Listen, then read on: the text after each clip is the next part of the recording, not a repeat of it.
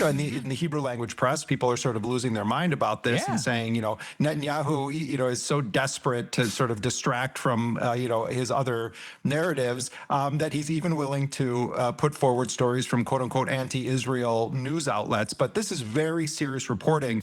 In this explosive segment, we dive headfirst into a story that the U.S. corporate media refuses to touch, a bombshell revelation tying Jeffrey Epstein directly to the Israeli government, with Benjamin Netanyahu, Ehud Barak, Steve Bannon, Megyn Kelly, and top U.S. media figures all playing shocking roles in this geopolitical scandal. What you're about to hear is not speculation. This is on the record reporting, now creating an all-out war inside Israel. It's a civil war. While American outlets pretend nothing is happening, one side is desperately scrambling to contain the truth. The other side accidentally keeps exposing it. And let me be clear, Epstein isn't the one losing this debate. The narrative Israel worked decades to bury is unraveling in real time. And the silence in the US media says everything. So let's find out the real truth.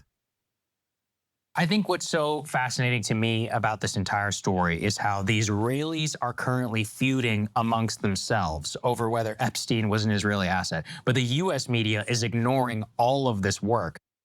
And there it is, the smoking gun.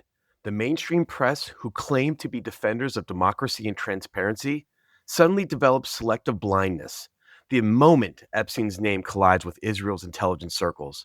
It's almost like the truth is off limits when it points in one very specific direction.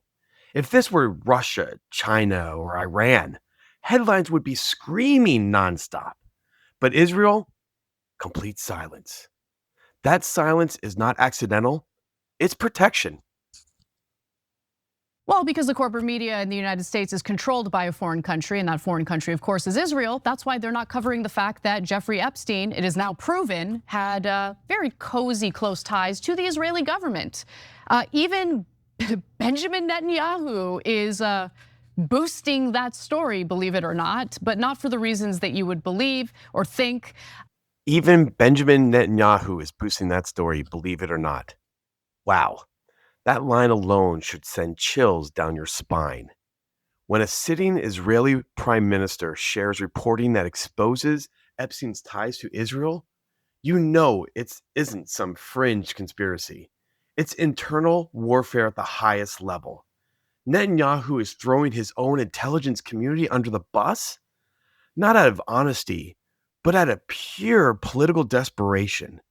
He's weaponizing the truth, and in doing so, he has blown the lid off a secret the U.S. media has spent years protecting.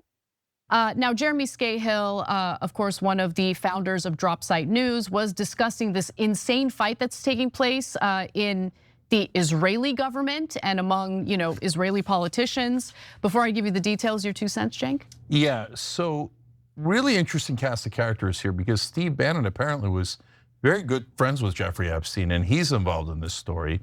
But meanwhile, as everybody's been saying here, there's a raging debate in Israel about who put Epstein up to it. Meanwhile, here in America, they're like, that's anti-Semitic conspiracy theory.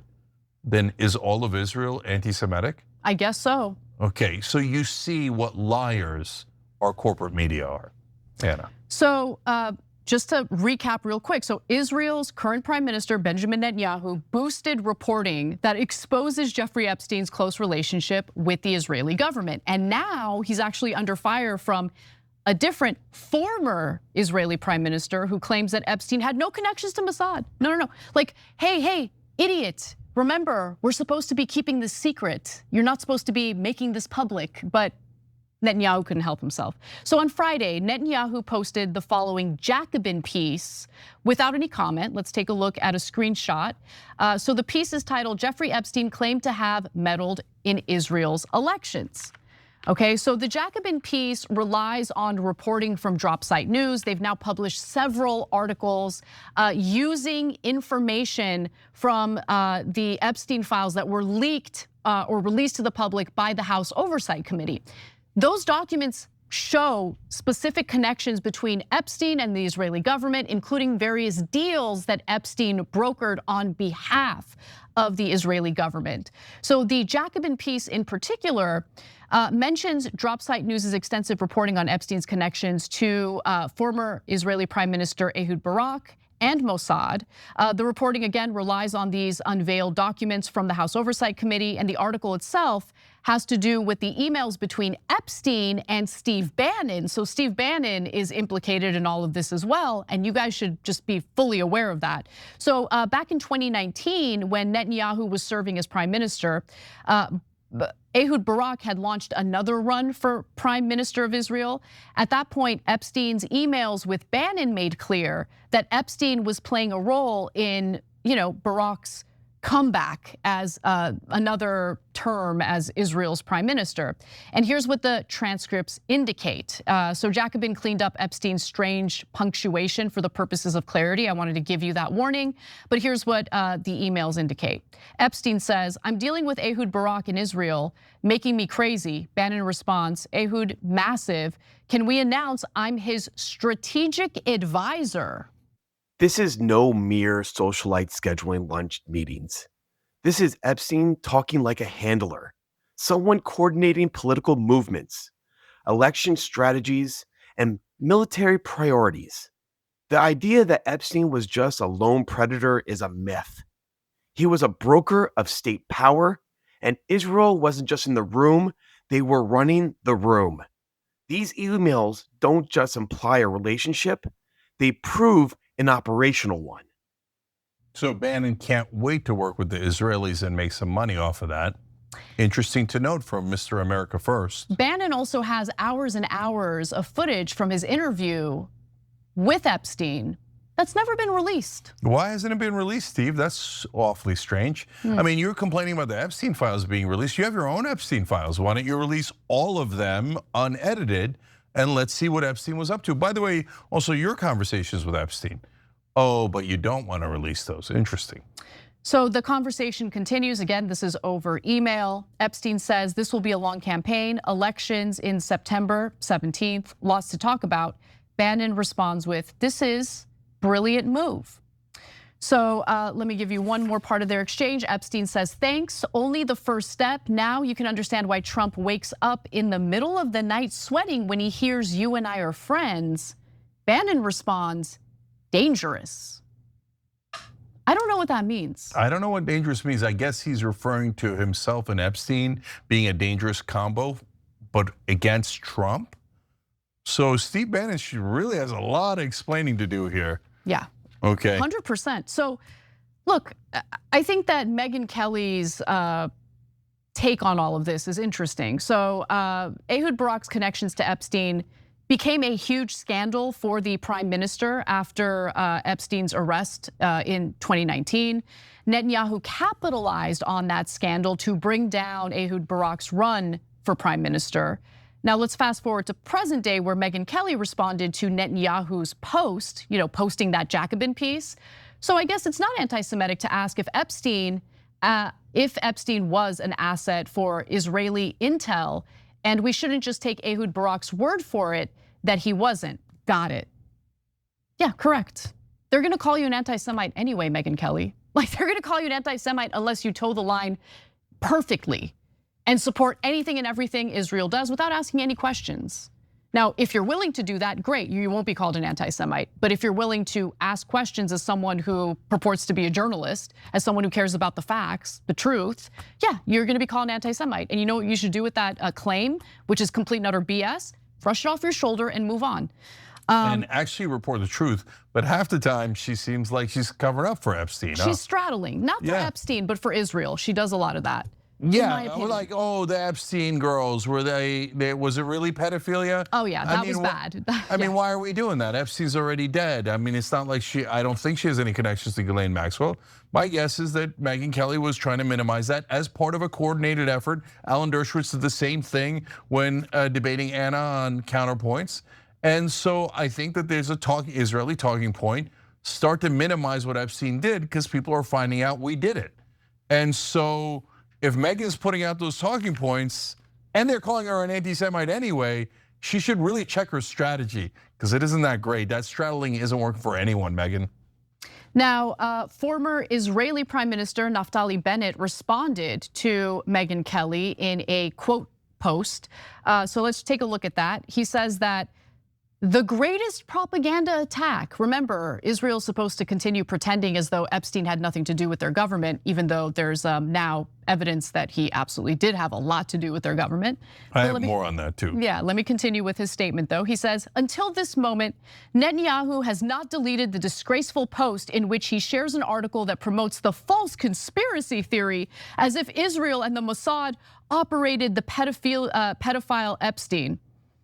Key media figures and influencers in the US and around the world are now relying on Netanyahu to lend legitimacy to lies against Israel and against, no one is making claims against Jews. Okay, you're making that up. Okay, these are claims about Epstein's relationship with a foreign government, and that's the government of Israel. No one said a damn thing about Jews, but they love to put that in there so anyone who questions Israel or their conduct is automatically thought of as an anti-Semite, and I reject that, but let me continue. He also says that Netanyahu is directly harming Israel's security and the security of Jews around the world. Well, Naftali Bennett, why don't you actually respond to the specific reporting that's come out? Several different reports showing that Epstein negotiated all sorts of deals on behalf of Israel. In fact, as the bloodshed was ongoing in Syria, Epstein hit up Ehud Barak and was like, yo, how about some more profiteering? There's a money-making opportunity here. Also reported by Dropsite News. Disgusting. Cenk, take it away. Yeah, so I want you to understand what an enormous figure Epstein was inside Israel, and I'm gonna prove it to you. So you see him in the emails where the former prime minister, Ehud Barak, is kind of pleading with him to help him. But wait a minute, and you see so many other figures beseeching Jeffrey Epstein, and it makes sense because then you see him setting up a meeting with Vladimir Putin, the Mongolians randomly, etc., trying to procure cyber weapons for Israel. So he's this enormously powerful, pivotal player within Israel circles, and even former prime ministers and spies are beseeching Epstein. Okay. But remember, Epstein is not a public figure. It's not like he has media sway in Israel, right? And so he could affect the population or anything along those lines. No, he has enough power within the Israeli government that even former prime ministers come to him for help, having nothing to do with media or public figures or the population. So he is unquestionably enormously connected to the Israeli government. So what are his goals? You see it all over the emails, both Epstein's emails and Ehud Barak's emails. His goals are to get America to bomb Syria for Israel, then to bomb Iran for Israel, then to procure cyber weapons for Israel. To say that he's not connected to Israel is to lie to you. That statement should be carved into the marble of every newsroom in America. The evidence has crossed the threshold where denial becomes participation in a cover-up. If media figures still insist Epstein had no Israel ties, then they're not reporting, they're protecting. And ask yourself, who are they protecting and why? The only people panicking right now are those with a stake in keeping Epstein's true mission and employees a secret. Unmitigated lie. And in fact, when someone tells you that Epstein is not connected to Israel, understand that that person is working for Israel.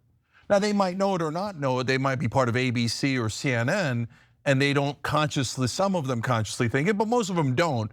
If you ask them, they'd be like, oh, that's outrageous. What do you mean I work for Israel?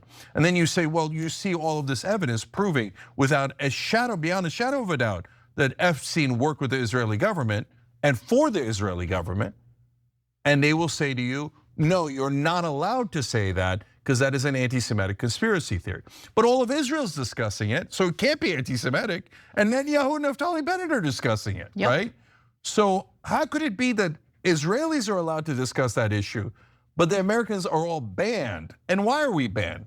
What does it mean to be banned? Because that same reporter will then write a story about you if you say things that are true, and will try to cancel your career. And they'll say, oh, anti-Semitic, Jew hater, conspiracy theorist, cancel them, outrageous radicals. They should never be allowed to work in media. They're hateful, they're bigots, right? Well then, brother, you're not a reporter. You're a literal propagandist for Israel, whether you know it or you don't. So, and I love Drop Site News for revealing all of this. Great work by Ryan Graham and Jeremy Scale and everybody at Drop Site News. Brilliant work. Now, I don't know about and I don't know the contours of Epstein's deal with Israel, right? So I can't tell you, oh yeah, he went and talked to Mossad agent X and they came up with a plan to rape American underage girls and use that as leverage and blackmail, etc. That we don't have yet, okay? We're clear about it. But did he work with Israel and have an enormous amount of power within Israel and its government and do all of these deals on behalf of Israel so they get cyber weapons, America dragged into war, etc.? No question. That is proven now beyond any doubt. So Epstein definitely worked with Israel. Anyone telling you otherwise is lying to you on behalf of Israel.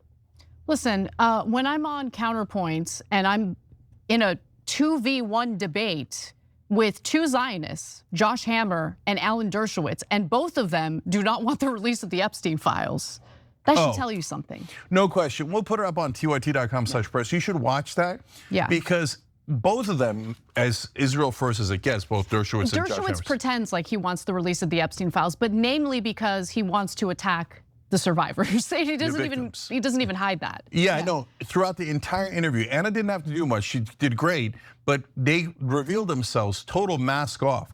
Dershowitz is like, I want the files released so we can get the names of the victims and there should be lawsuits against them, okay? He says some of them, not all of them, but some of them, oh, the accusations are unacceptable. And he pretends like that people who are trying to protect the victims are being McCarthyite against who? The poor perpetrators.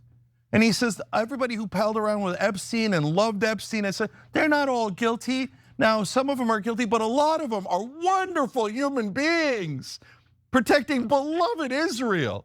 And the victims should be attacked with lawsuits and they should none will get them. And like, I mean, you watch the interview, it's obvious they hate the idea of these Epstein files being released. Why? Because they're looking to protect Israel. And that's why Mark Levin and Ben Shapiro were like, don't release the Epstein files. And then once Trump turned around on it, they were like, oh, okay, it's cleaned up. Yeah, it's okay, you can release them now. It's so obvious, turned around on a dime. Look, these Israel first people go pound sand, okay?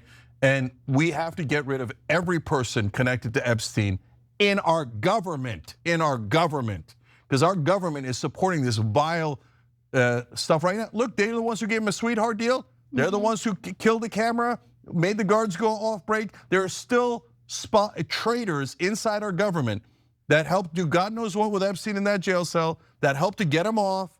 Why did they do that? Who do they work for? They certainly don't work for America, and very, very, very likely they work for Israel. What we are watching here is the unraveling of a decade-long intelligence operation.